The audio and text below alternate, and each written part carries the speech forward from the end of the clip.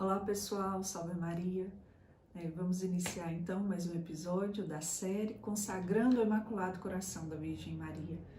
Ave Maria, cheia de graça, o Senhor é convosco. Bendita sois vós entre as mulheres, bendito é o fruto do vosso ventre, Jesus. Santa Maria, Mãe de Deus, rogai por nós, pecadores, agora e na hora de nossa morte. Amém.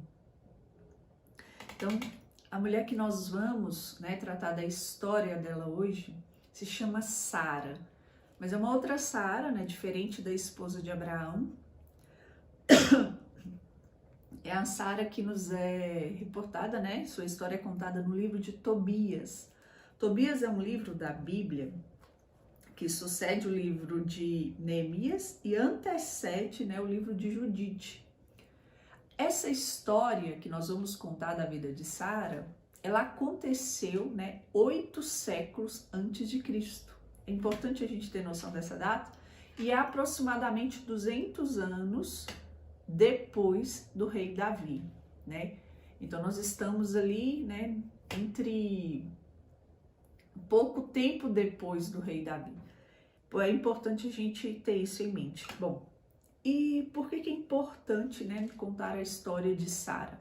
Ela pertence ao povo de Israel, o povo que tinha sido, os seus antepassados são pessoas que faziam parte daquele grupo de pessoas que tinham sido libertos do Egito, estavam na Terra Prometida. Só que o período em que nós vamos contar agora é um período em que o povo de Israel, depois de um tempo de prática de cultos pagãos, Deus permitiu com que eles fossem exilados, um tempo deportado da Terra Prometida. Então é um pouco esse contexto que nós estamos.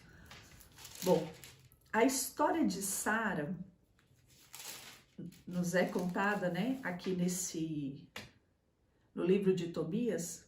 Já começa uma história muito triste. Por quê? Sara era filha de Raguel, Raguel era o homem, seu pai. A sua mãe chamava Edna, mais à frente, o texto da Bíblia nos traz o nome dela. Mas por que é importante essa história? Eles eram habitantes de uma cidade chamada Ecbátana. E Ecbátana, ali viviam muitas pessoas que já tinham sido dispersos, muitos hebreus dispersos da terra de Jerusalém. E sua história começa já nos contando de um momento em que a serva do seu pai zomba dela. Por quê? Sara havia se casado 7 vezes. 7 vezes o pai dela havia dado em casamento. E no dia das núpcias, antes mesmo deles se unirem como esposos, os seus maridos morriam, todos da mesma forma. E é aí que a serva do seu pai zomba dela. A serva lhe dizia: és tu que matas teus maridos? Já foste dada a 7 homens e não fostes feliz sequer uma vez. Queres castigar-nos por terem morrido teus maridos? Vai procurá-los e nunca se veja de ti filho nem filha. Ou seja, a serva do pai dela estava desejando que ela fosse atrás deles, ou seja, que ela morresse, Só que Sara escuta aquilo e ela se enche de uma tristeza profunda ao ouvir aquelas palavras. E a palavra nos conta que ela subiu para o quarto do seu pai e ali ela pensou em se enforcar e morrer. Só que no momento em que ela pensou nisso, ela lembrou-se do seu pai, da tristeza que ele iria sofrer, da humilhação que ele iria sofrer. Porque as pessoas, como ela era filha única, as pessoas iam olhar para ele e dizer: olha lá, você tinha uma filha amada e ela tinha uma vida muito triste. Então, pensando na vergonha que o seu pai iria passar, Sara então desiste desse suicídio. E ela resolve então pedir a Deus a morte, Então ela faz uma oração na qual ela suplica a Deus a morte para que Deus se compadeça da sua tristeza. Só que é interessante porque não é simplesmente uma oração pedindo a morte, existe algo diferente nessa oração. Ela diz: Tu sabes, Senhor, eu estou pura, homem algum me tocou, não desonrei meu nome. E depois ela diz, sou filha única de meu pai, ele não tem outro filho para herdar, não tem junto de si irmão. Já perdi 7 maridos, por que deverias eu ainda viver? Se não te apraz, Senhor, dar-me a morte. Olha-me com compaixão e não tenhas eu que ouvir injúrias. Então, ao mesmo tempo que ela pede a morte, ela coloca a vida dela nas mãos do Senhor, mas que se fosse para continuar tendo injúrias, ela preferia morrer, né? Bom, eu vou mudar um pouco agora a história do personagem, porque para a gente entender e conhecer se a oração de Sara foi aceita ou não, nós precisamos escutar a história de um parente dela, né? Só que passou por algo difícil e teve uma história difícil paralela dela, com histórias diferentes, mas paralela. Então, antes de contar se a oração dela foi aceita e por que a vida dela é tão importante, eu vou contar a história desse parente dela. E aqui, eu inicio falando da vida de Tobit. Tobit era pai de Tobias, né? E ele vivia, Tobias mesmo que conta a Tobit, né? Que conta a sua própria história. E Tobit era uma pessoa bem particular, né? Porque dentre o povo de Israel que estava em Jerusalém, ele conta já depois de um tempo que o povo de Israel já estava infiel ao culto divino. Muitos já não subiam a Jerusalém para oferecer sacrifício. Tobit testemunha, né? Muitas vezes eu era o único a vir em peregrinação a Jerusalém por ocasião das festas para cumprir a lei que obriga todo Israel para sempre. E ele vai contando que ele tinha o costume de dar esmolas, de pagar o dízimo. Então ele era um homem muito justo. Só que aconteceu que naquela época, como eu citei no início, foi um período em que o povo foi deportado. Então ele diz, quando da deportação da Assíria, ao ser desterrado, fui para Nínive, todos os meus irmãos e os da minha raça comiam dos alimentos dos pagãos. Quanto a mim, eu me guardava de comer os alimentos dos pagãos. Como eu me lembrava de meu Deus com toda a minha alma. Então, ele não só era justo enquanto ele estava em Jerusalém, dentre vários dos seus irmãos hebreus ali que já tinham se corrompido, Tobit também, mesmo depois de ter sido deportado, ele permanecia fiel. Ele não comia dos alimentos dos pagãos. Ele continuava sendo fiel às leis do povo de Israel, mesmo sendo exilado. Ou seja, gente, pense-me, o que aconteceu? O que é ser exilado? Você imagina, você mora na sua cidade, aí tem sua casa, seu trabalho. Talvez você tenha só uma casa, mas talvez você tenha uma casa, tem uma chácara, tem uma fazenda, tem imóveis, e você é deportado. O que significa isso? Todo o povo da sua cidade é tirado das suas casas, sem os seus bens, só coloca todo mundo numa mesma carruagem, leva todo mundo no mesmo transporte sem nada e leva para outra terra estrangeira, onde você é considerado estrangeiro e tem que reconstruir sua vida e todo o seu patrimônio. Isso é ser deportado. Então imagina, eles estavam lá, chegaram com fome, né? Chegaram de mãos abanando, sem bens. Então eles chegaram deportados na terra de Nínive, que né, eles foram deportados pelos assírios para Nínive, para morar em Nínive, que ali seria a habitação deles. E lógico que passavam fome, dificuldades, mas não era simplesmente autorização para comer isso ou aquilo. O poder dessa obediência de Tobit está na lei divina, no sentido, ou seja, o coração dele, a palavra diz que eu me lembrava de meu Deus com toda a minha alma. Então, nem as penúrias e as dificuldades humanas fizeram Tobit transgredir a lei de Deus, porque o seu coração era apaixonado por Deus.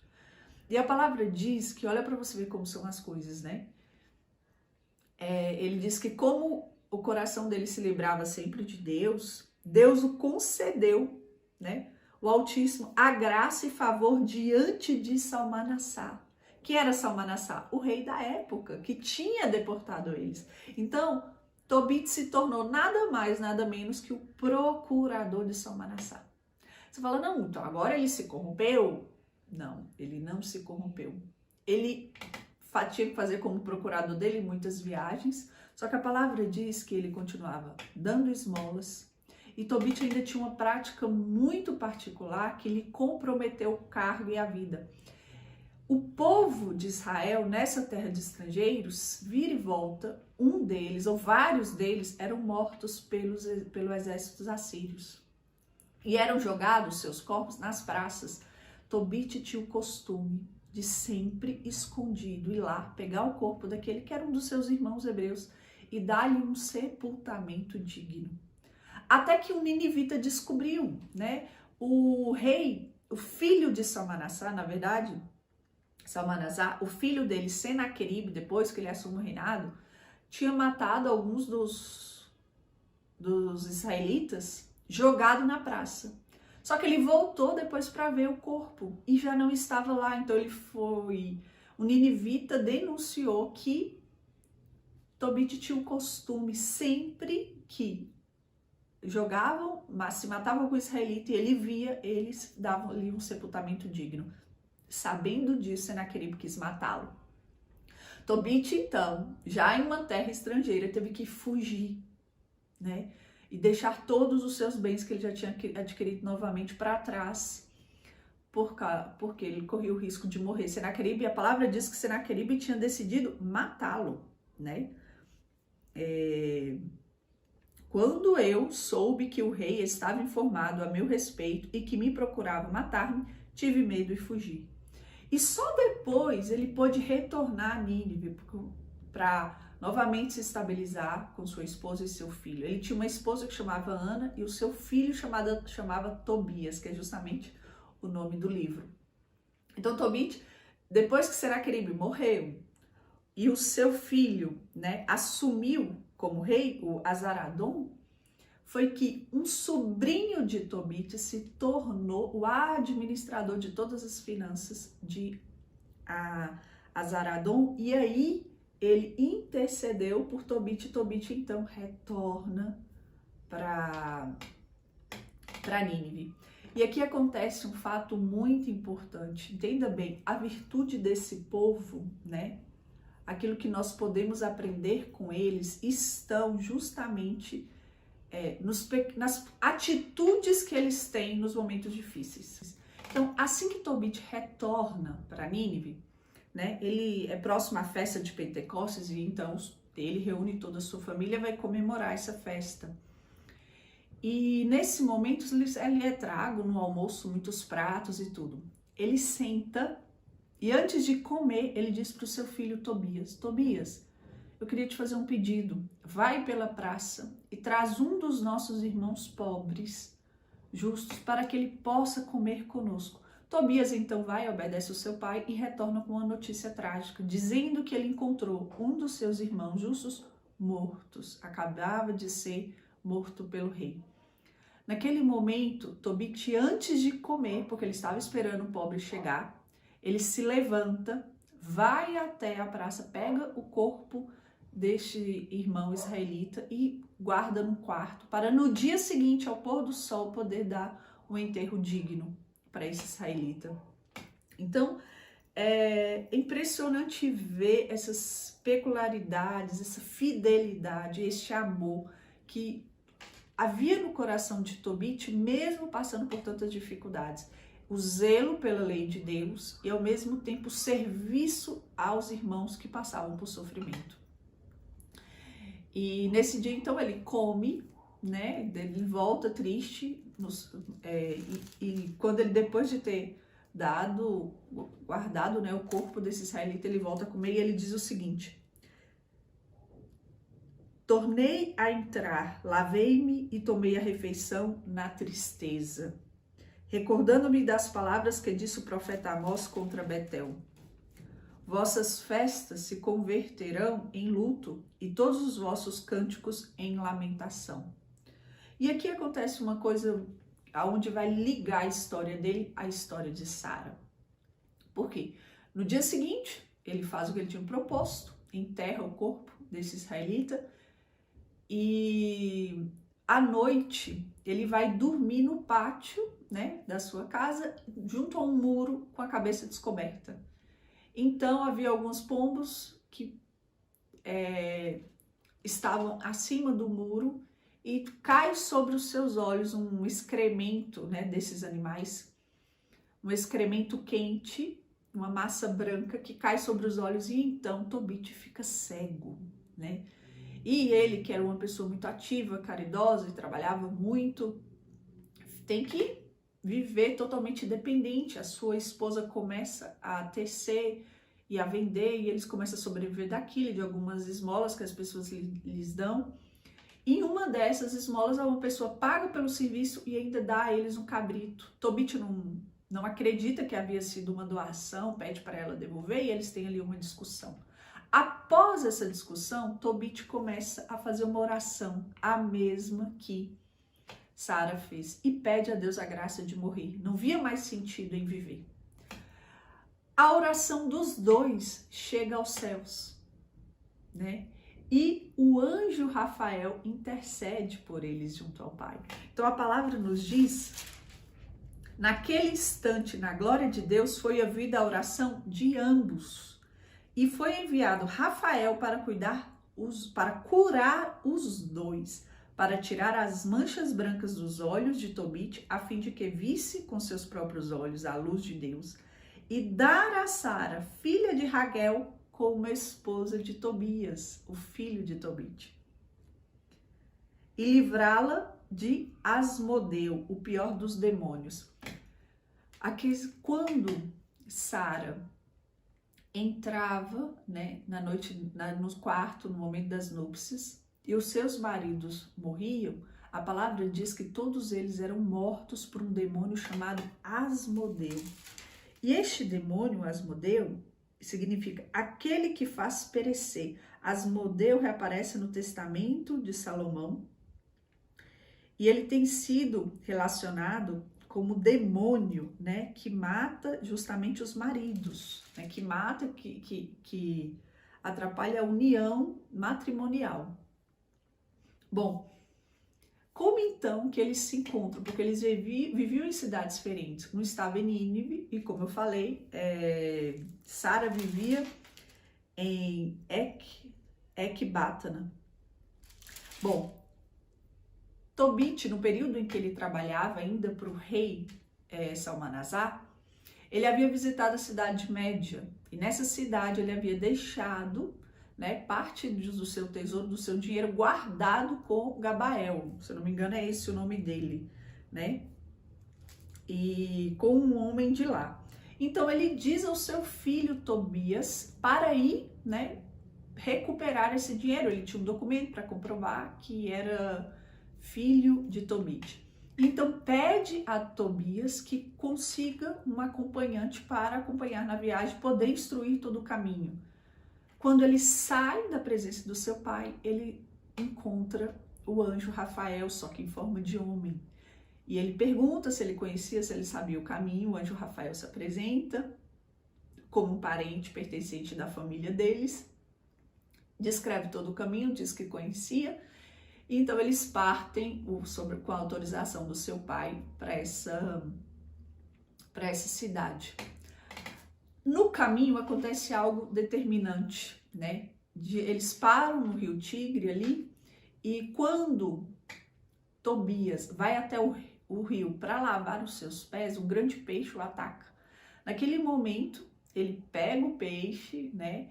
Sob orientação do anjo Rafael, ele abre o peixe e ele diz para ele, olha, guarda o coração e o fígado e o fel, porque eles são bons remédios. E aí ele orienta, ele pergunta, mas para que servem esses remédios? Ele fala, o coração e o fígado, se queimados, a fumaça dele espanta demônios de uma pessoa atormentada. E o fel, se passado no olho, pode curar uma pessoa cega. As duas doenças, uma espiritual e a outra física. A caminho, antes de chegar próximo à casa de Raguel, que era onde o anjo Rafael iria conduzi-los para eles dormirem e passar a noite, antes de chegar, né, na Cidade Média, o anjo Rafael diz a ele, olha, você tem uma prima, uma parente, né, ele chama de irmã, você tem uma parente, você é o parente mais próximo dela. E na lei de Moisés, quando uma mulher perdia o marido, o parente mais próximo poderia tomá-la como mulher e ter poder sobre os seus bens. E a pessoa mais próxima de Sara, que já havia perdido 7 maridos, era Tobias. Então ele diz a ela, conta toda a história, diz que ele mesmo iria conversar com Raquel para que ele autorizasse Tobias a se casar com ela. Tobias então diz a ele, mas como assim? Eu sei que ela já se casou 7 vezes e os 7 maridos morreram, eu sou filho único. Se eu me casar com ela e morrer, será uma grande tristeza para os meus pais, porque Tobit e Ana só tinham Tobias como filho. O anjo Rafael diz a ele o seguinte, eu tô falando anjo Rafael, mas ele não sabia até então que era anjo, para ele era um homem comum. Ele diz para ele o seguinte, olha, o demônio, e aqui existe uma revelação muito importante, ele diz, não tenha medo, por quê? O demônio só tem poder sobre os homens, ele diz o seguinte, ouve-me, eu te mostrarei quais são aqueles sobre quem o demônio tem poder. São os que se casam com tais disposições, que lançam a Deus fora de si e se entregam à sua paixão, a tal ponto que não tem maior entendimento que o cavalo e o muar. A esses o demônio supera. Mas tu, quando tiveres recebido por esposa, viverás com ela em incontinência durante 3 dias, e não cuidarás de outra coisa senão de fazer oração com ela. Na primeira noite o demônio será expulso pela fumaça do fígado do peixe. Na segunda noite serás admitido na sociedade dos santos patriarcas. E na terceira noite conseguirá a bênção para que vos nasçam filhos sadios. Passada a terceira noite, no temor do Senhor, tomarás a donzela, levado menos pelo instinto do que pelo desejo de ter filhos, a fim de obter sobre teus filhos a bênção da raça. Aqui, então, nos é apresentado, né, pela Bíblia, pela tradução da Vulgata, qual era o mal que fazia com que aqueles homens morriam. Aqueles homens estavam avançando para cima, a palavra diz, né, para cima daquela mulher que pertencia à descendência de Israel, né, que tinha um pai fiel à lei, como um animal, simplesmente o desejo de ter e a paixão para sentir e viver o prazer daquela relação era maior do que o desejo de conceber e ter filhos. Então, o anjo revela a Tobias qual era o mal, né? O mal é você querer. Eles diziam, quando eles avançavam para cima da mulher, olha o que a palavra diz. Quando aqueles sobre quem o demônio tem poder, são aqueles que casam com tais disposições, que lançam a Deus fora, ou seja, eles queriam se unir a Sara, porém sem o propósito de Deus, que seria a concepção dos filhos.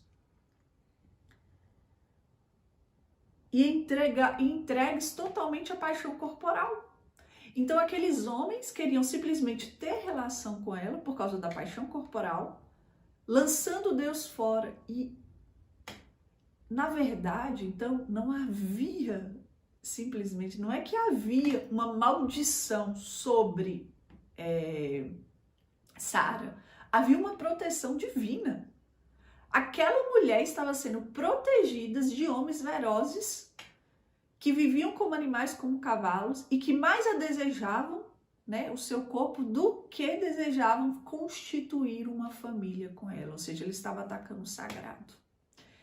E ela, que havia sido atormentada por esses males, foi então liberta disso. Só que quem conseguiu libertar? Um homem que, pela graça de Deus, tinha o autodomínio, né, e a graça de Deus de ter as suas paixões ordenadas. Era filho de Tobit, o homem que havia vivido toda a sua vida submetido às leis divinas e aos preceitos divinos, e que não vivia pela carne, mas vivia pelo Espírito. E é interessante observar isso, né? Nós estamos falando aqui da paixão carnal, da relação sexual, mas nós vimos o testemunho de Tobit, que freava os seus apetites até diante do alimento, como a palavra nos conta. Assim que eles chegaram em Nínive, o sacrifício dos pagãos que eram feitos, muitos hebreus, muitos dos seus irmãos comiam dos sacrifícios pagãos, e ele freava, né? Não comia, ou seja, mesmo estando com fome, ele não comia porque era contra a lei. E aqui nós vemos, quando nós sabemos, né, que muitas pessoas não sabem disso, na verdade, muitos filhos, pais, freiam o apetite sexual dos seus filhos, educam seus filhos para a castidade, ensinando seus filhos a esperar todos chegarem à mesa na hora de comer, né? Então, porque o apetite do alimento está ligado ao apetite sexual. Tobias, né? Então, entende aquela revelação. Ele já começa a amar Sara antes de conhecer ele, só de saber da história. E a palavra nos conta então que eles chegaram na casa de Raquel, né? Foi-lhe falado, ele mesmo se precipitou já a falar com ele que desejava casar com a sua filha. E eles pedem para esperar no outro dia, ele falou, não, eu quero resolver isso agora. E então o pai concede a autorização dele desposar sua filha naquela mesma noite.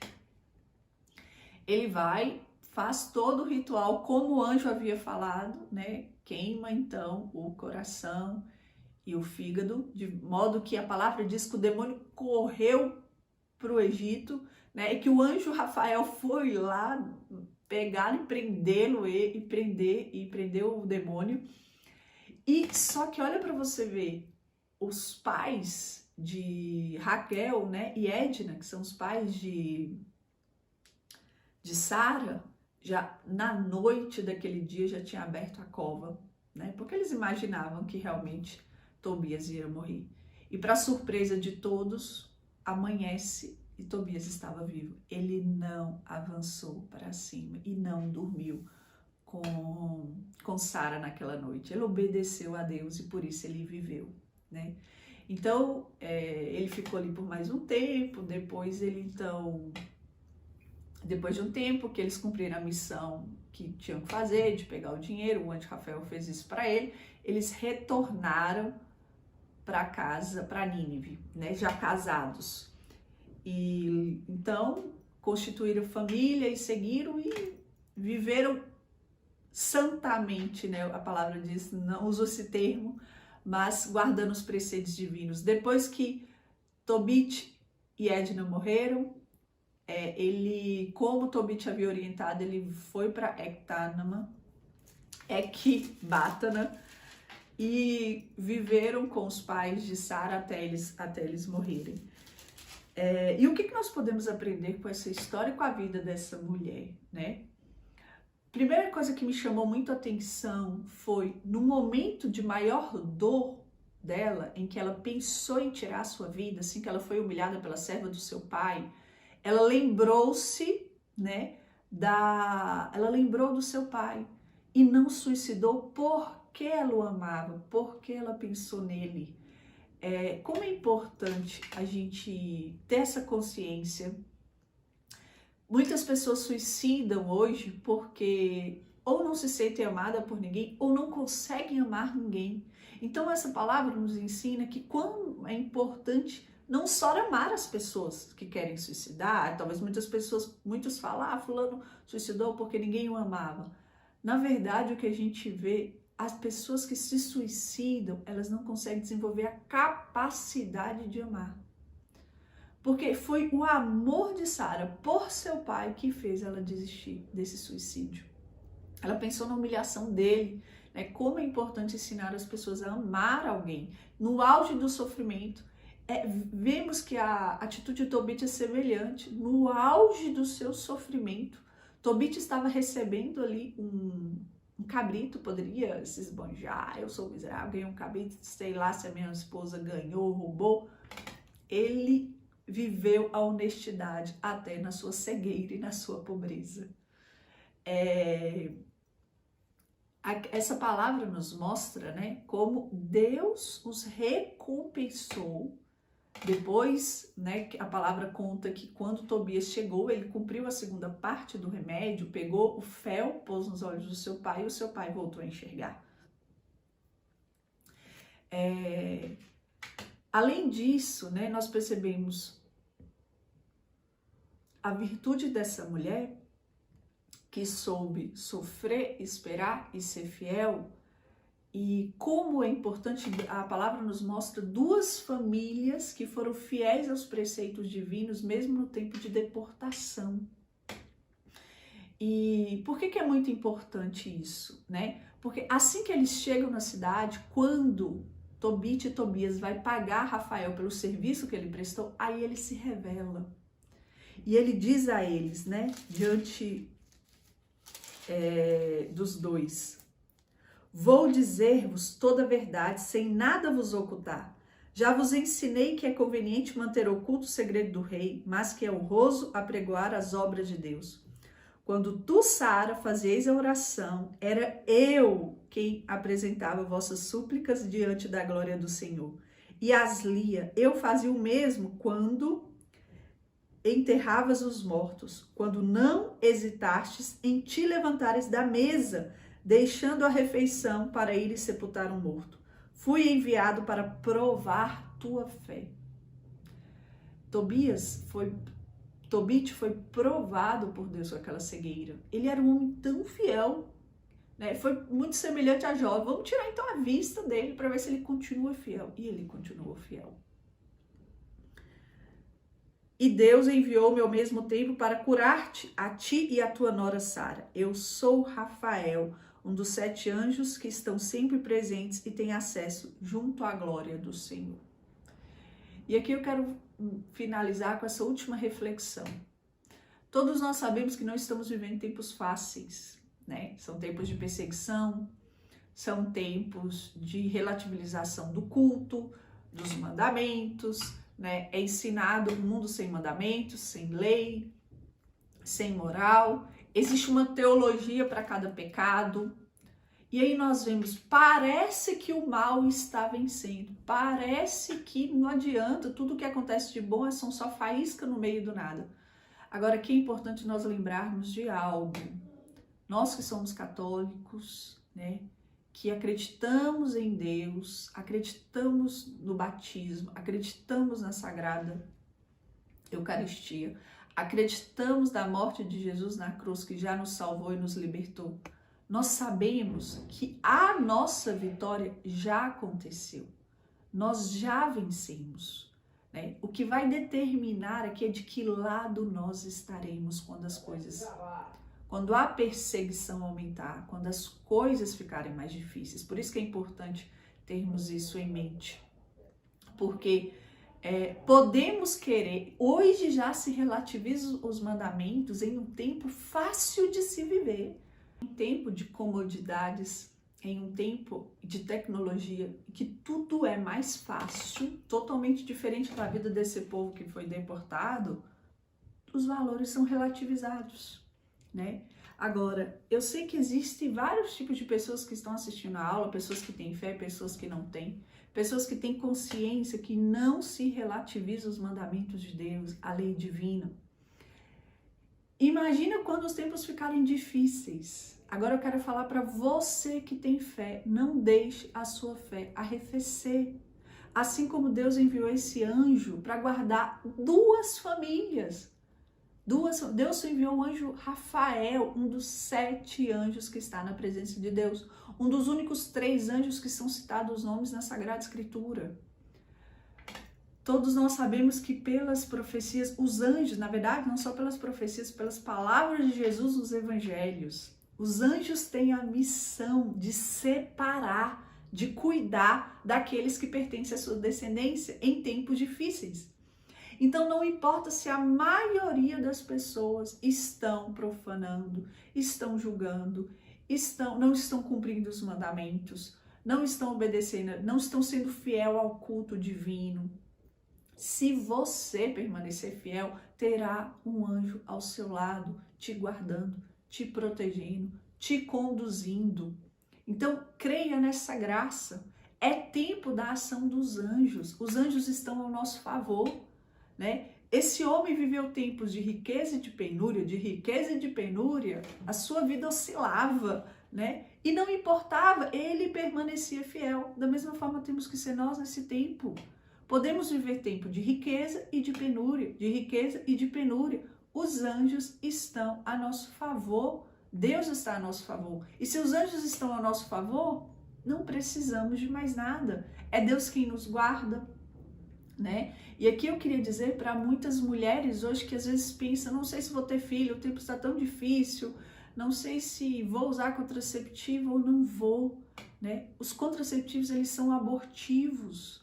O contraceptivo, ele tem duas ações. A primeira é de impedir a mulher de ovular, mas por causa dos efeitos colaterais que ele causa, foi diminuído o hormônio e ele falha. Então, quando a mulher ovula, ele tem uma segunda ação, porque ele deixa o canal uterino inaderente e a mulher então aborta, né? Muitas mulheres que tomam contraceptivos estão abortando sem saber, porque quando ele falha, o óvulo fecundado, né, que já é um embrião, já é uma pessoa, não acha um ninho, né, o colo do útero adequado para que possa fixar e ali crescer e desenvolver. Então a mulher aborta.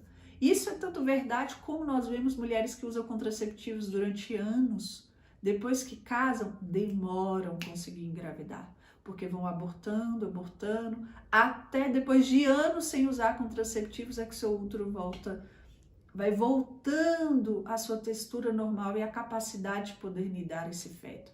Então, quantas mulheres têm relativizado, né? Você já relativizou o uso ou não de contraceptivos devido à necessidade sua pessoal, devido às suas circunstâncias, se você poderia ou não engravidar, e colocou em segundo plano, né? Os planos de Deus.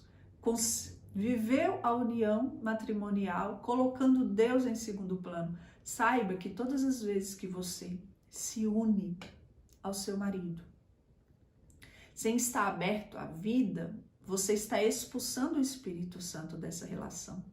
E, infelizmente, abrindo as brechas para a entrada do demônio. E ele vai invadir várias áreas da sua vida, da sua família, né? O demônio vem, mesmo quando nós não chamamos. Imagine quando nós dispensamos a presença de Deus, de uma relação tão importante e que tem uma missão, né, divina de gerar vidas e filhos de Deus. Então, é isso que eu queria deixar para vocês hoje. Não deixe com que a vossa fé venha arrefecer diante das dificuldades que nós estamos vivendo. E não relativize os valores de Deus, fazendo ações sem considerar o plano divino delas. Porque quando nós dissemos não para Deus, nós abrimos as portas e as brechas para que o inimigo entre, né?